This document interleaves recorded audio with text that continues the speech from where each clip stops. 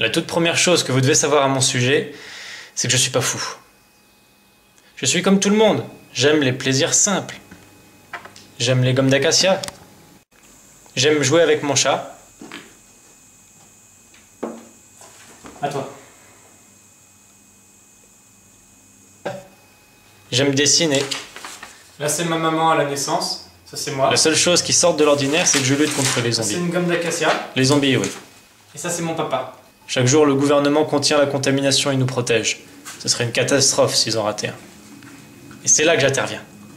Bon, alors je fais ça à mon compte avec les moyens du bord, parce qu'à vrai dire, je sais pas quelle est la responsabilité du gouvernement dans tout ça. Alors je joue profil bas. Vous me croyez pas ?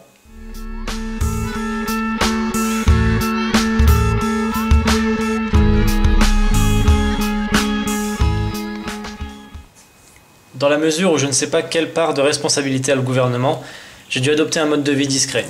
La première difficulté a été d'avoir une réserve d'argent sans compte en banque et sans avoir des tonnes de liquide chez moi.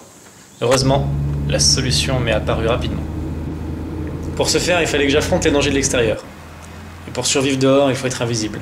Si on se fait voir, on est condamné.